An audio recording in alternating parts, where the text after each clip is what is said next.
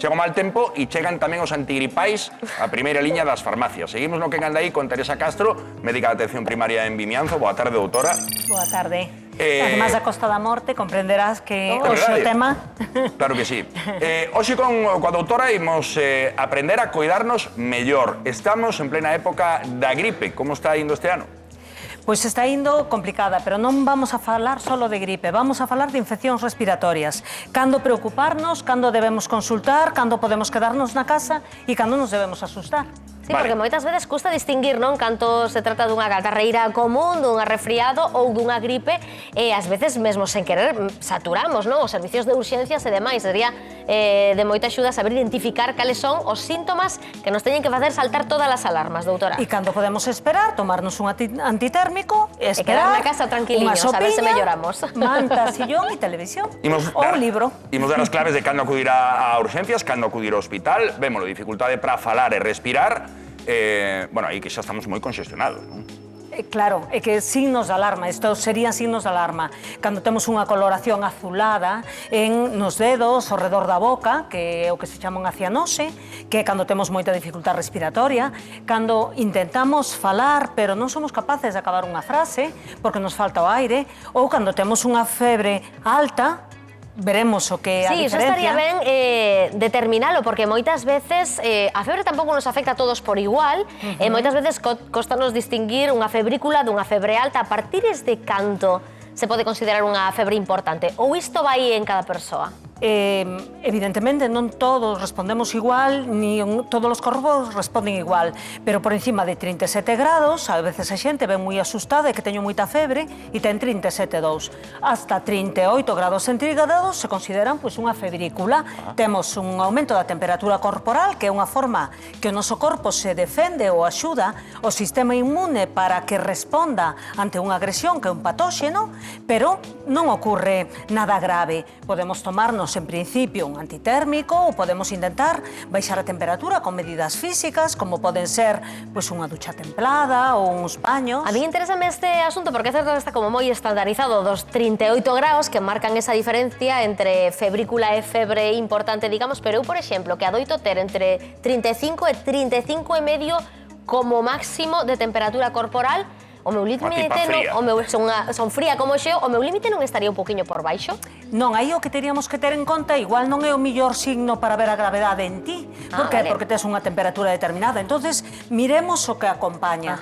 Afectación importante do estado xeral, dificultade respiratoria, o que falábamos antes. Eses outros síntomas que comentábamos. Dos que podemos comentar, si queredes, con calma. E tamén depende, digamos, a vulnerabilidade do paciente. Outro día tiven que acudir a urxencias pediátricas, que pasou unhas noites maravillosas, e na porta de entrada xa poñía que para acudir a urxencias nos bebés considerase fiebre igual ou maior de 38 graus. É que bebés, estamos falando de bebés de distinta idade. En bebés tan pequeniños, de tan corta vida como poden ser os bebés que ti acompañabas, que estamos falando de bebés por debaixo de 5 meses, a temperatura é máis preocupante. Por que? Porque o seu sistema inmune ainda é moi inmaduro, non se pode defender. Se toma o peito de mamá, pois vai axudarlle a pasarlle parte de esas defensas que temos que mamá si ten feitas. E como teña que axudar papá?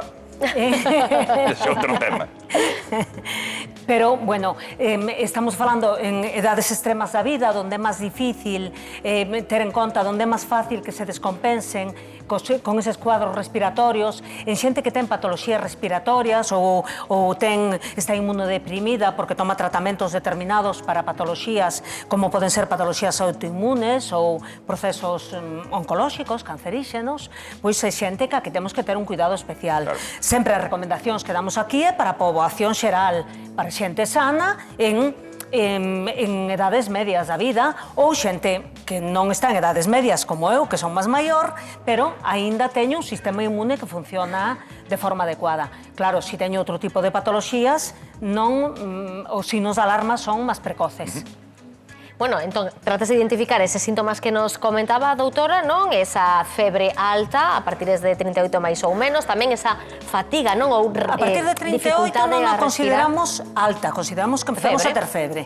Entonces aí podemos tomarnos un antitérmico, pero e podemos visitar ao médico, pero non necesitamos ir de forma urxente nin asustados, a menos que haxa outros signos ou síntomas que acompañen. Afectación de estado xeral, obnubilación, o sea, que empezo a decir cousas que non teñen sentido, que estou confundida, dificultad respiratoria, se respiro moi rápido ou moi lento. As respiracións deben estar entre 12 e 20 respiracións por minuto. Se eu teño por encima de 20 problema, porque estou respirando de forma moi rápida porque o oxígeno non me chega de forma adecuada ao meu pulmón e non me chega de forma adecuada ao meu sangue. Entonces, que ocorre? Eu intento compensalo respirando máis veces.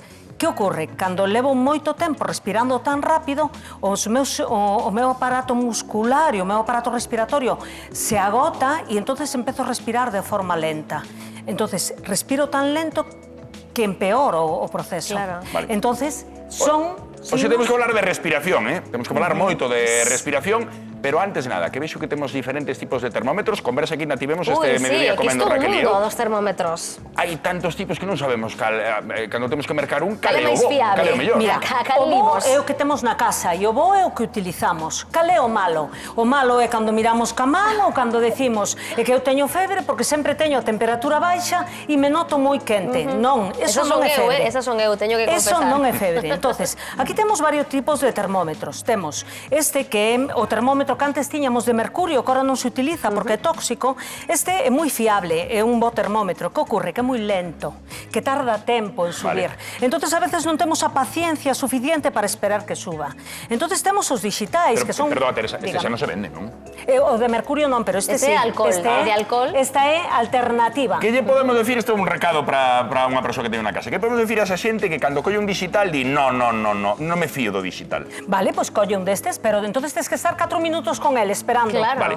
De que hai que ser paciente. E se o colocas na caso. axila, cuidado que non este moi húmeda, porque se está moi húmeda, porque tes febre e entonces co suor se humedece, pois a veces tampouco é fiable, pero ollo, Tiramos de digital é o máis fiable. Vale, solo que hai que utilizalo o tempo necesario. Hai que darlle o necesario. tempo necesario. Moi ben, Vale. ben explicado. Entonces, temos os que son electrónicos, que estes son menos fiables, pero son bastante fiables no sentido de que son rápidos. Entonces, si temos dúbida, podemos volver a utilizalo. Si a diferencia é mínima, nos vale, porque a veces a diferencia é mínima. Importante, bueno, hai un flexible porque se pode utilizar a nivel rectal, é máis, non lle vai facer daño, utilizamos máis con nenos de corta idade. Menos, doutora, sí. Con nenos de corta idade, Claro, é que hacer sinxelo. os cativos, non? É máis complicado, telos quietos, aguantando o brazo, que grita, que patalea, que colocar o rectal, que además ao ser tan flexible non lle molesta. Vale. Estes son bastante fiables. E despois están os de frente, que son esas rapidísimos. son controversia absoluta, Teresa? Claro, e que o problema que temos que ter é que son menos fiables, o que son moi rápidos. E entonces son moi cómodos. Que ocorre? Por exemplo, estes se poden utilizar en boca, en ingle, en axila. Nos, habitualmente, non nos utilizamos en boca por unha cuestión de higiene. Sí, pero poderían, non? Pero poderían utilizarse. Estos son para utilizar en frente. Que ocorre? Que se está mollada son, digamos, os menos fiables. Ahora, volvo a decir o mismo. O termómetro máis fiable é o que se utiliza. Claro.